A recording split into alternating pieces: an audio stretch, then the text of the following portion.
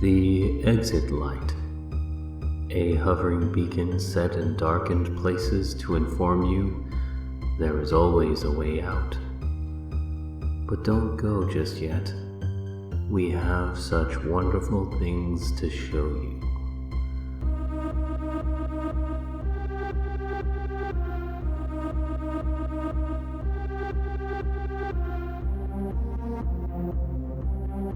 Welcome to the Exit Light Podcast. Hello again. You are listening to the Exit Light Podcast. This is episode 3. Tonight I will share with you 4 new tales, one of which is narrated by Melissa Sanchez, titled The Devil's Wallet. Without any more annoying preamble, let's get to it, shall we? My First Kiss, written and narrated by me, Eli Beals.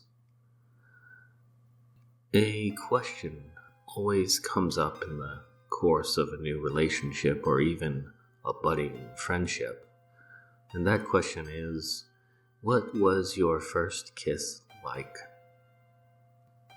And more often than not, the story is quite mundane, typical, you might say. I've always been attracted to females, not because it was prescribed to me by scripture or social expectations. I just fancied them. My convictions on this would be tested, and maybe that's a story for another time, but what I wanted to relate was my first kiss. An innocuous and innocent exchange of physical contact between two people showing their affection. Could this complex concept be processed by a 6-year-old boy, you ask? Well, yes. In my case, anyway. I doubt I fully comprehended the enormity of what I was experiencing, though. I wasn't supposed to like girls yet. I was supposed to be interested in He-Man and bugs and magnifying glasses and sometimes the combination of the two. Truthfully, I was aware of the female species at a very young age, despite what I was told by my friends. They were fascinating to me. They excited me in different ways that much later I would come to understand as attraction. My mom was involved with a trucker named John, and was well on her way to becoming a housewife. Though none of this made any kind of sense to me at age 6, mind you, but in hindsight I recognize her dilemma. As the concerns of adults were like the concerns of gods compared to us mere 6-year-old mortals. But my world was full of wonder, and nothing aside from the weird noises in the old house at night spooking me, and perhaps how to act around girls. I would try and show how strong I was by lifting my desk over my head or wrestling fiercely with my friends whenever a girl would be near, which did not seem to impress them one bit. One girl in particular I would try and woo with my antics was named Eve. And I kid you not, she was the local pastor's daughter. Anyhow, it was around Christmas that our pastor had organized a gathering at his house. While I don't recall the details of the party in terms of who was there and how many people attended, I did find myself being shown the estate grounds by Eve and her older friend Jessica. I was shown the rabbit cages, was introduced to many nervous-looking balls of fur that hopped around in their alfalfa-scented enclosures. Then to the barn and various other landmarks where Eve would play with her dolls and her miniaturized housewife starter set. Eventually, we found ourselves secluded in the back of a pickup truck, ensconced by a camper shell, and the two girls began talking about kissing. I expressed utter disgust at the notion and began to make my way out, but I was quickly detained and restrained by the much older and stronger Jessica. She beckoned Eve over and said they should practice kissing on me. Secretly, I was thrilled, but I did my due diligence in maintaining my reluctance as heroically as I could, and then they were upon me. My understanding of sex and intimacy were limited to what I saw on TV and John's secret stash of adult magazines, to which only familiarized me with the various moving parts and could not prepare me for the real thing. But here I was, pinned down, while the two of them took turns practicing the French kiss on me. I found the whole experience rather enjoyable. But after they had finished testing out the French method, I was told to leave. I must have felt used and discarded like a popsicle stick after the sweet part had been consumed. I wasn't mad. Perhaps I was just confused. And for the first time it occurred to me that what had just happened might have been a bad thing. I immediately went inside and found the good pastor and relayed what had just happened to me in the back of that pickup with Eve and Jessica. To this day, I wish I had just kept my mouth shut, as what I had set in motion was like the snapping of a twig that caused an avalanche. His usual good-natured expression and mild interest darkened to a fury that scared me. He went off to find her, and soon had her standing in front of me with a hand wrapped around her arm, like a vice, demanding if what I said was true. She was on the verge of tears as she nodded and looked at me with an expression of such hurt and betrayal that I felt sick. The pastor then hauled his daughter to her room upstairs, and that's when the screaming began. People at the party seemed to be pretending not to hear what was going on. The loud smacking sounds and subsequent high-pitched yelps were audible. Why weren't any of these other adults reacting? Why were they letting this happen? If anything, they just laughed louder and smiled wider, like they were exerting a willful ignorance of the violence occurring not 20 feet from them. I couldn't help but feel responsible for this monstrous reaction. I don't know what I was expecting when I tattled on her. Certainly not this. I began to climb the steps as the sound of corporal punishment became more distinct. I stopped to listen. My blood ran cold as I could hear what he was repeatedly growling at her between spankings. "There is no Jessica." I never saw Eve again. Not because of anything especially sinister, at least I hope so. It's just that my mom had decided to leave John in a quick hurry one day, and we left that tiny country town forever. Jessica, on the other hand, I see her all the time.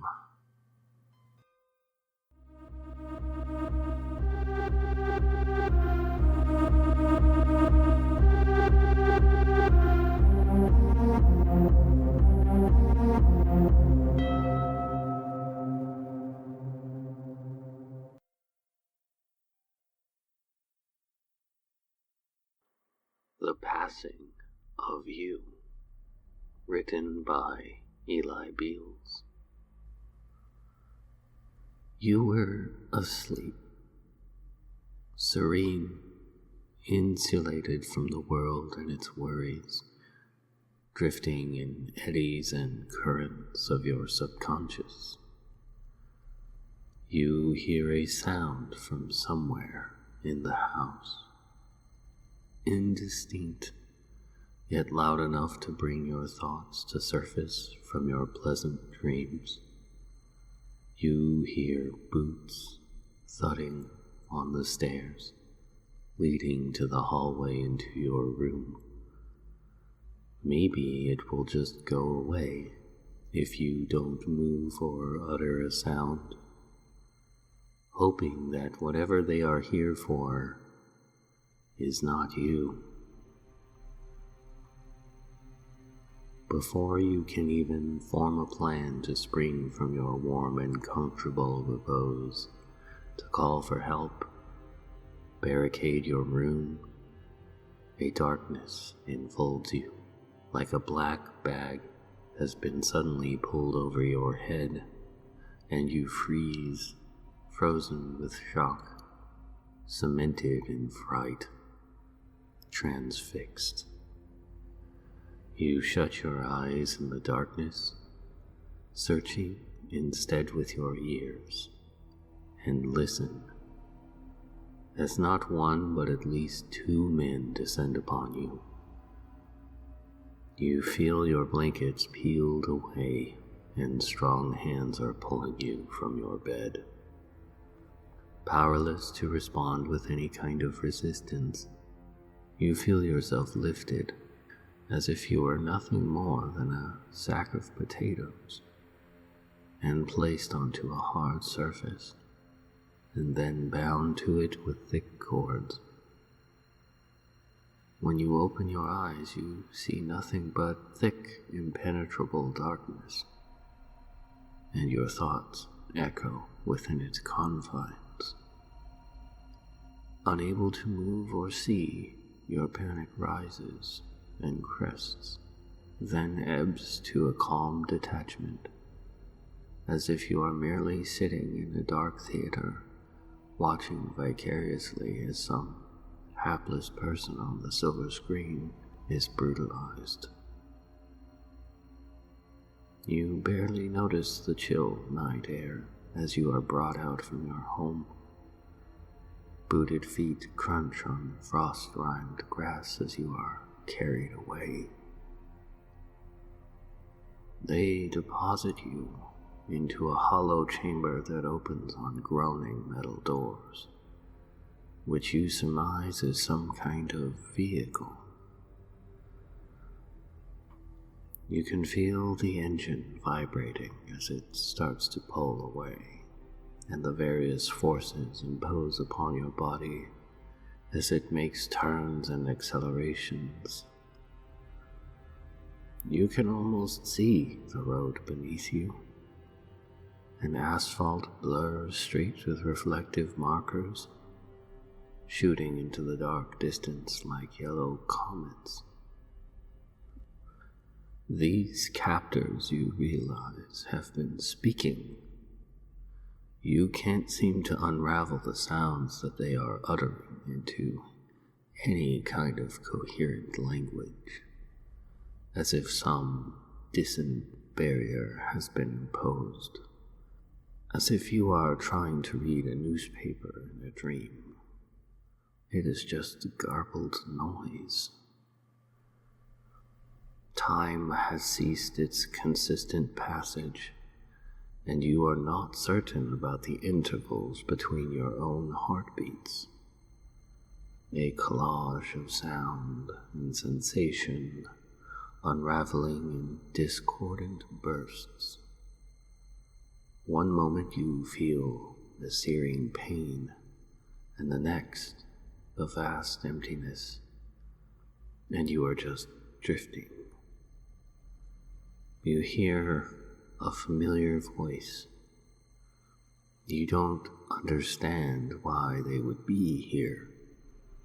After a while, you hear them walking away, leaving you to whatever this is. You want to call out to them, but nothing comes out but a sincere intention, a wish, a raindrop in the desert, a regret. You are alone for what seems like an ice age. Entire galaxies might have formed and exploded in this span until you hear a door opening like a gasp into the vacuum of space.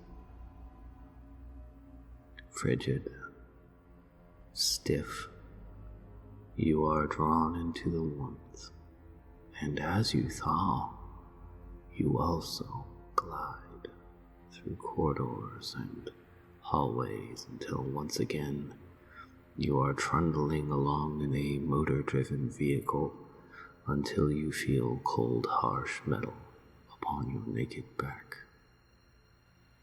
You wish you could see where you are, as an odd tugging begins at your chest, as if your blood is being transfused with a sluggish fluid that oozes and submerges, drowning your very soul. Your thoughts become heavy and dim, yet you fight to remain on this tenuous island in a sea of oblivion. Someone is near, humming to themselves tonelessly.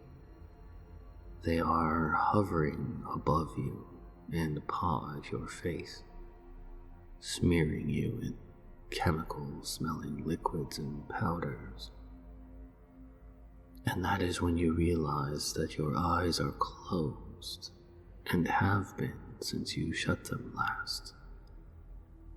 You wonder if you even have eyes anymore. Eventually, the humming coalesces into a more satisfying sound, actual music. Maybe a piano or one of those droning church organs. The melody is familiar and it brings images of white roses, lace and bubbling golden champagne to mind. A sunlit garden, warm, full of songbirds and restful bliss. You know that place is somewhere you can and will go, but you aren't ready to concede. Not until the last scoop of dirt settles above you, you think to yourself as you descend into the earth.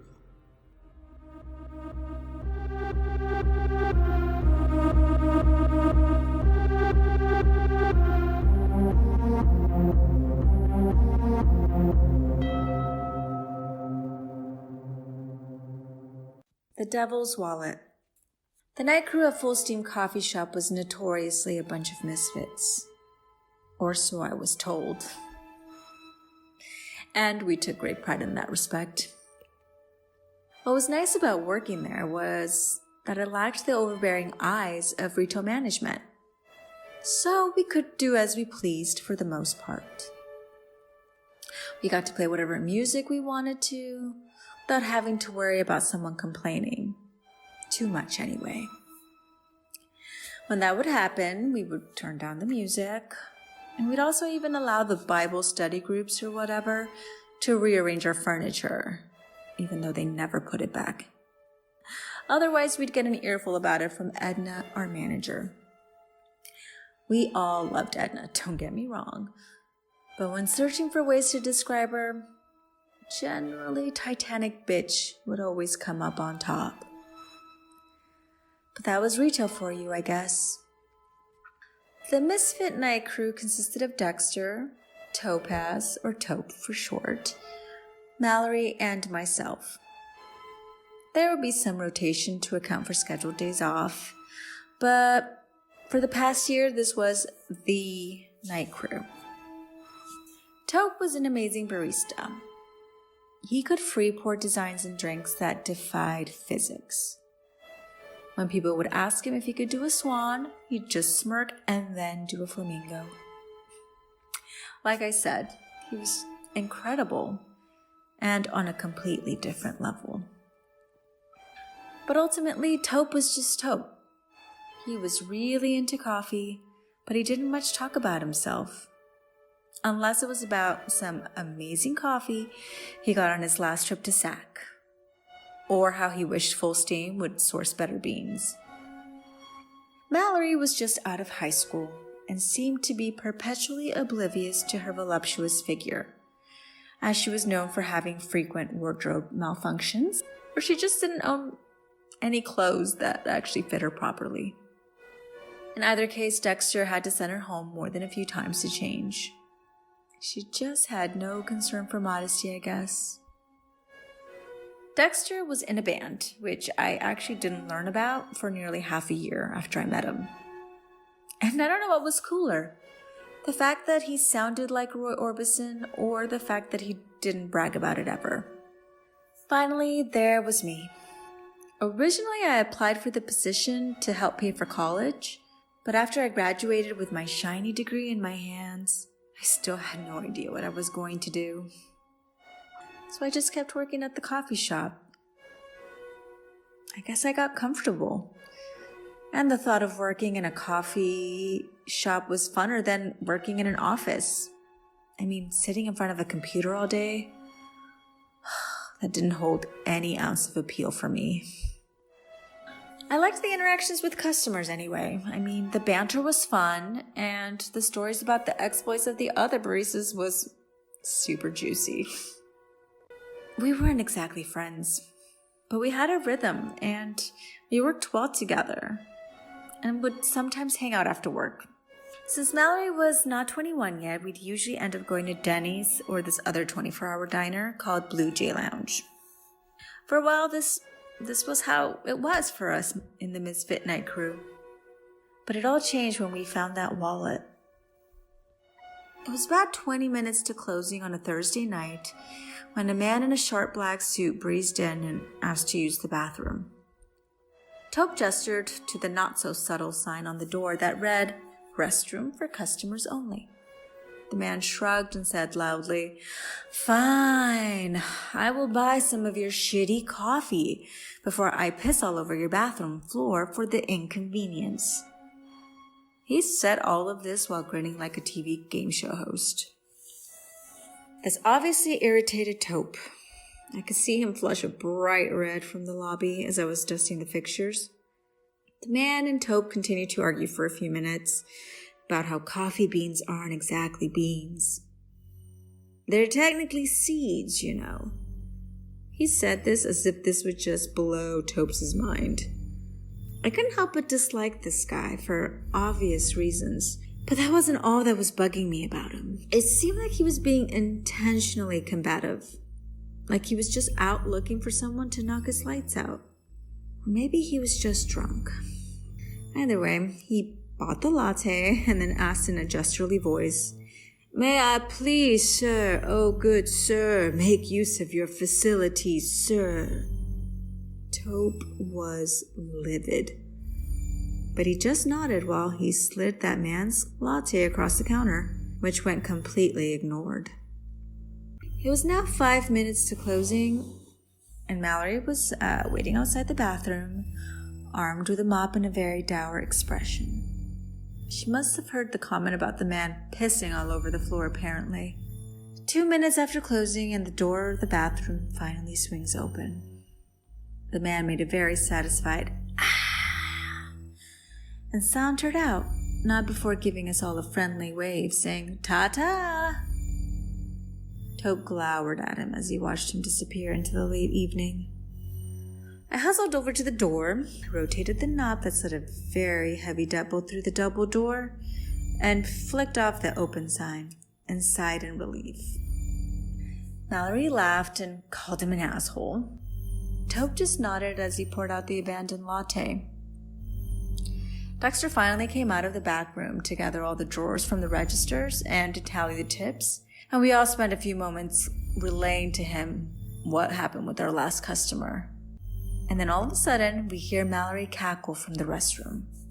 She came out waving a thick leather billfold over her head like a trophy. He forgot his wallet. There's like a ton of money in here. Sure enough, as we gathered around to see, there was indeed a thick stack of $100 bills. In total, there was $2,400. Small fortune in my eyes. What was not in the wallet was any form of identification or credit cards. But in one of those slots where the credit card should be was a business card with a note printed on it. It read, "If found, please dial 666. Clearly that was a joke, we all agreed. Dexter said he would put it aside in the safe, and if the douchebag didn't come back in a few days, we'd all split the cash. I thought about my student loans and about my poor iPhone, which was a spider web filled with cracks. I could use the extra cash for sure. And yet I still felt this twinge of doubt about this guy. He wanted us to take it. The way he behaved was just a way for us to justify our claim to it. It felt like a trap to me. And after a week went by, I took my share of the cash almost reluctantly. It feels like such a long time ago, but it's only been a few days since Mallory made another discovery. And though none of us saw him actually enter the coffee shop, it was clear he had been here, and he had left a note in the exact place where he had left his wallet. Mallory looked confused as she handed the card to Dexter, who read it and then handed it to Tobe, who then handed it to me. It read, "I know you have my money, and I'd like it back, please." After closing that night, we convened to our usual Denny's to talk about what we were going to do. The accusation was mostly right. We did have the money, but we pretty much spent it. Dexter had purchased a new microphone, and Tope splurged on a couple of high-end bottles of bourbon. Mallory spent it on, stuff, she said while she hooked a thumb through a silver rope chain, which was new, I noticed. I was the only one who hadn't done anything with it, and I could see it in my mind's eye, stacked neatly inside a music box in my dresser. We decided that it didn't matter how he found out we spent the money, but we would still have to pay him back the next payday, and that would be that. So, like a group of conspirators thick as thieves, we would call his silly number and explain our plan and hope he would let bygones be bygones. In the parking lot, Dexter dialed 3 6s and pressed call. It was ringing, and after 2 rings, we heard a cheery voice greeting us through the phone. "Oh, how wonderful. If it isn't the little thieves. How are we this evening?"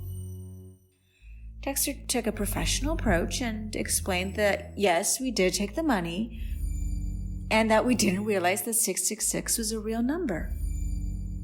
My. Excuses. So, do you have my wallet? And more importantly, my money? Dexter informed him that, our intent was to pay him back this coming Friday. But he was cut off abruptly. No. I asked if you had my money, the exact notes that were in that wallet. Well, I left it in trust to you, fine little thieves. Dexter was losing his cool and said that most of it was spent already and that we would have it by Friday if you would just... No, you are missing the point entirely. I'm afraid I will have to take punitive actions. And then the line went dead. Dexter looked up at us, quietly cursing before dialing the number again. We could all hear that automated message informing us that that number was not valid. How did we get those exact bills back? It's been over a week. They could be anywhere, Tope said. He's just messing with us, Tope. What's the difference, right? I mean, money's money. And it's just his word against ours, right? Yeah, I guess so, but there's just something wrong about him. I think he's serious, man, Tope said, panic on the edges of his usually cool tone. Mallory just shrugged and went back inside the restaurant. When she didn't come out again, I began to worry about her and told the boys I had to go check on her. I froze when I saw her feet sticking out from under the stall. It looked like she was kneeling, facing the toilet, but I didn't see her knees. Like she was hovering over the tiles. I kicked open that locked door stall, fueled by pure adrenaline, and I saw her there, suspended by the throat on a long silver rope chain that she had worn, which was caught on a coat hook. I must have been screaming, since the women's bathroom was soon crowded with people. Firefighters, EMTs, cops. It was kind of a blur.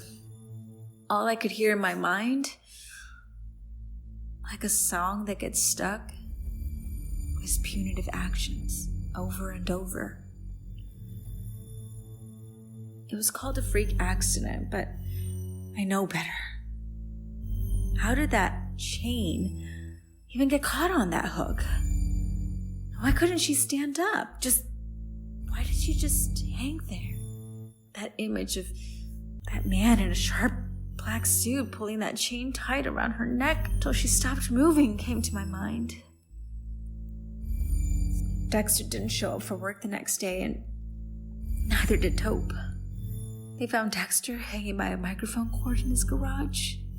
Tope's roommate found him face down in a puddle of vomit with those 2 expensive bottles of that top-shelf bourbon near his body. Of course, these were explained away by words like suicide and overdose, but they died by the things they had bought with that money. The next few days was like being followed by the Grim Reaper himself. Every situation was a freak accident in waiting. I could hardly stand it, and so finally I called his number. There was no answer, but he seemed to have gotten the message. After I summoned him, there he was, walking up like nothing in the world was wrong. Pulled out his wallet, holding it out like a talisman, and he smiled. He said, "Hey, kid, appreciate the gesture." "You killed them," I said softly, tears welling up in my eyes. Did I? Nah, they did that to themselves. You know what? How about you keep that money for trying to do the right thing? Don't you need it? Devil don't need money, darling, he said, as he turned and walked out.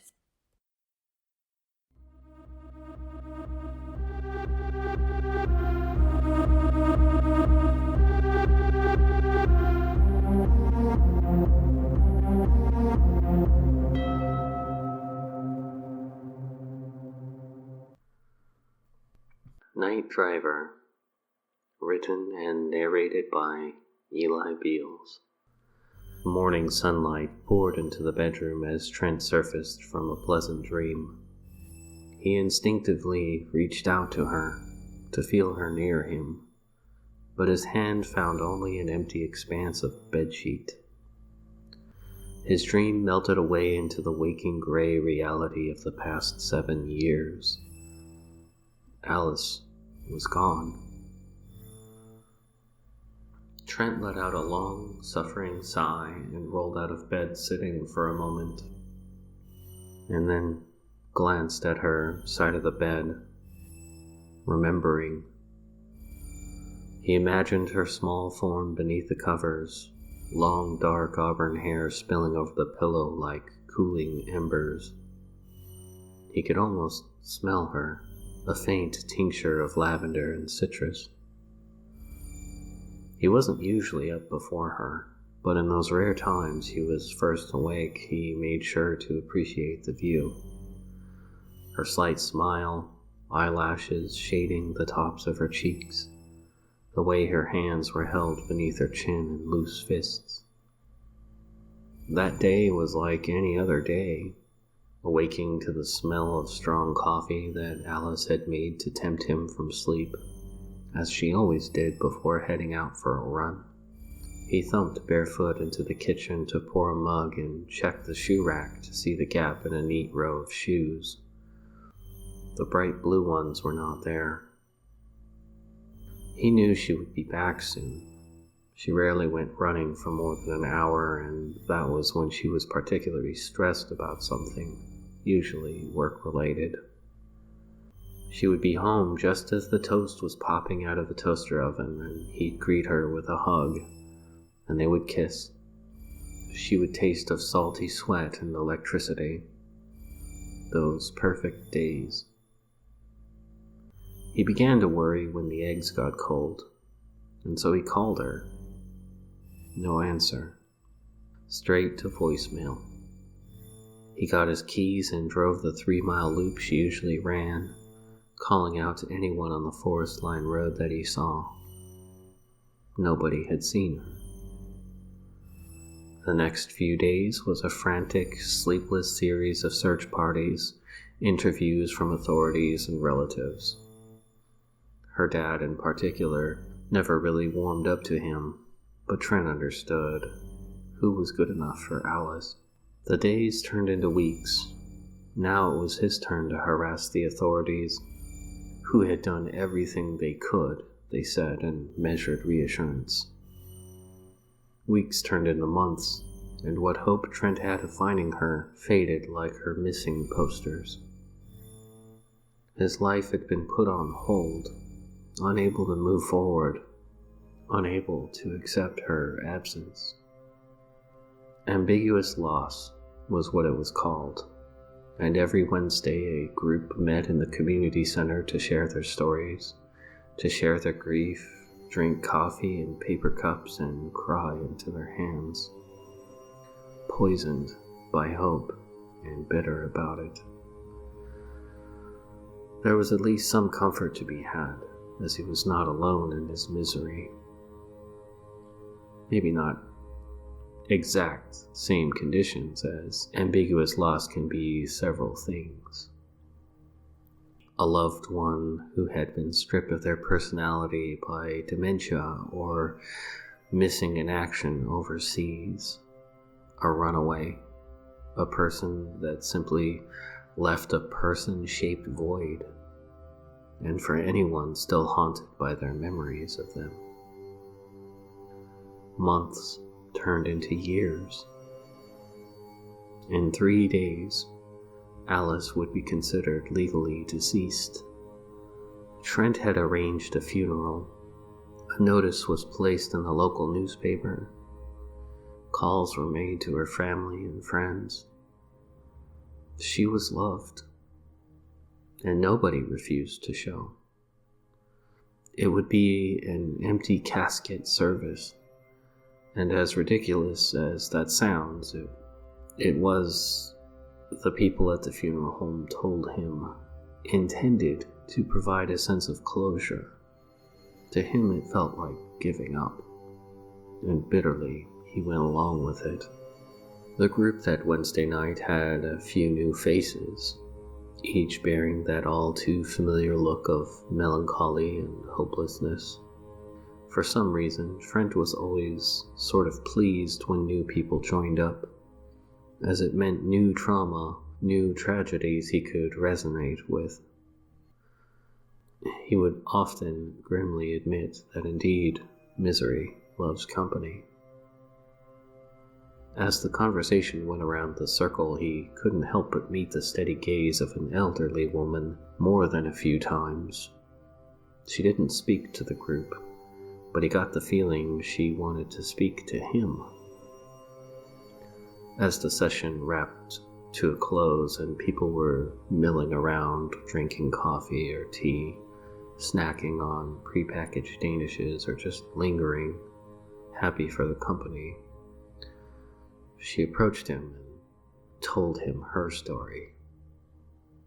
Her name was Gretchen, and her husband had recently committed suicide. He had done so by connecting a hose from the exhaust pipe to the passenger side window and let the engine of his favorite car idle. When she found him, the car was filled with white fumes, like a cloud, she described. "Here's where things get a little weird," she warned him. He wanted Trent to have something of his. Gretchen reached into her purse and retrieved an envelope.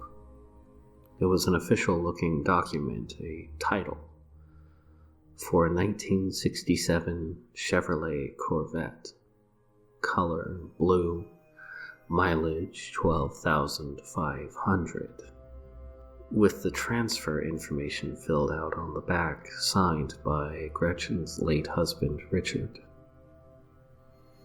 He was stunned and tried to give her the title back, saying it wasn't necessary, that this was too much. But she just shook her head, explaining it was what Richard wanted, and he could do what he pleased with it, as she couldn't bear the sight of it anyway, mostly because it was the car he had died in. He accepted, and though 1,000 questions were burning in his head, he just asked one. "Why me?" She answered with a sad smile, tears tracing the deep lines on her face. Then she walked away. The next day, the car was delivered to his home on a large flatbed tow truck. There it was, a beautiful machine, its sky blue metallic paint shimmering in the midday sun. It was a work of art on wheels, Trent thought. Any misgivings he had about sitting in the driver's seat where a man died quickly evaporated as he gripped the wheel. It was a manual transmission. Alice hated driving a stick, he mused, and he caught himself reflected in the rearview mirror. He was smiling for the first time in what felt like years. It drove like a dream, accelerating with such force he could feel himself being shoved into the black leather. Pure exhilaration. He had never been much of a car enthusiast, but he supposed he just didn't know what he was missing out on. In the end, however, he decided that he had had his fun and would most likely sell the car or donate it after the funeral. It just wasn't a practical thing for him to own. Also, there was something unsettling about it. The interior never felt warm, even with the heater on full blast, and the radio just emitted static. The rearview mirror had a habit of returning to the same orientation no matter how he adjusted it, like a watchful eye. Today was Alice's funeral, and consequently the 7-year anniversary of her disappearance. Trent wore a black suit and tie, and collected the items he would be placing into her empty casket along with other mementos brought by her family. His things were representative of memories he had shared with her. Some photos of their wedding, a small glass jar of white sand from an island vacation they had taken, a dream catcher she had made in a wine and crafts class, which she had hung over the bed to protect their slumber from nightmares. These things went inside a shoebox, the same shoebox that once contained her favorite blue running shoes. He placed them into the back seat of his Honda and glanced at the Corvette, which glimmered magnificently, pristine and yet strangely watchful. The Honda wouldn't start. The ignition clicked impotently when he turned the key, and the display behind the steering wheel announced that all sorts of things were in need of repair. He wasn't going to be late to his wife's service, so he transferred his stuff into the back seat of the Corvette and was soon speeding off to the cemetery, reluctantly, in style. The exit was coming up. He signaled a lane change, and then another, then signaled again as he was beginning to veer onto the exit ramp, but the car kept on the freeway. Dumbly, he just watched the exit pass by to his right in confusion and thought he'd just get off on the next exit. When it approached, he found that he could not turn the wheel or even slow down. Panic rising in his core, a squirming terror of the realization he was in a speeding metal box that he had no control over. A curve in the road lay dead ahead, and he imagined what the next few moments would be like. Shooting like an arrow straight on, colliding with the guardrail, tearing through it into oncoming traffic. And if nothing stopped him then, the dense bank of trees on the other side definitely would. Frantically, he tried braking. The pedal might as well have been welded in place. The clutch wouldn't budge either, and the gear shift was stuck in fourth gear. The curve was getting closer, and he gripped the wheel tight, unable to blink as the anticipated crash was sure to happen in the next quarter second.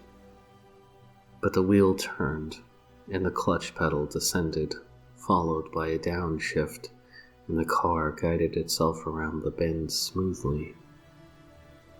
Trent's blood went cold, and every hair on his body seemed electrified, sending shivers in waves up and down his spine. His breath caught in his throat as the clutch moved again, and the shifter went back to fourth gear of its own volition. Without thinking rationally, he wanted nothing more than to be out of this car. He didn't care if he would be dashed and shredded on the road at 70 miles an hour. It was better than this.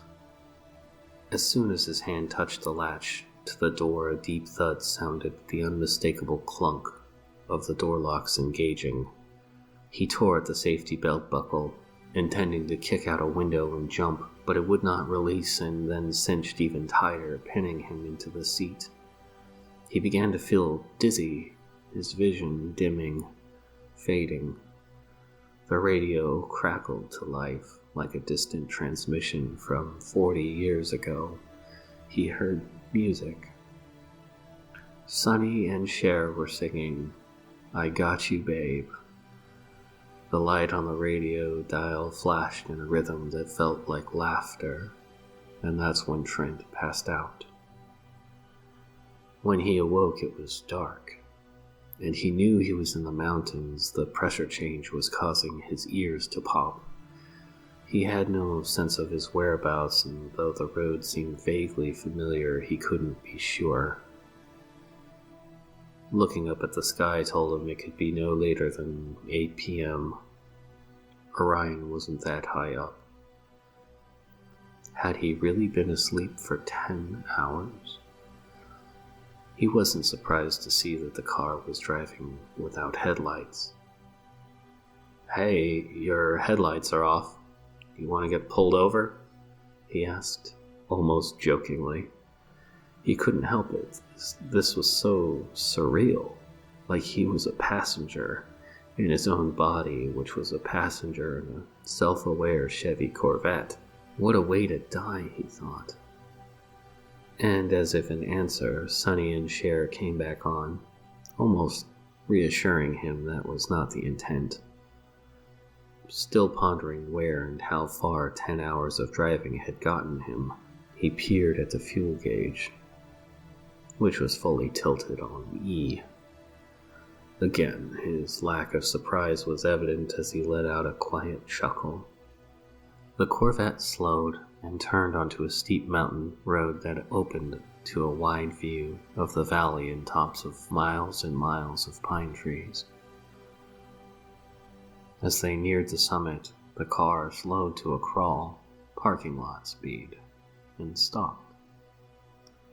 The clutch depressed and the shifter jerked into a reverse, and the car backed itself down the steep road. Before he realized what was happening, the headlights flared on. The engine roared.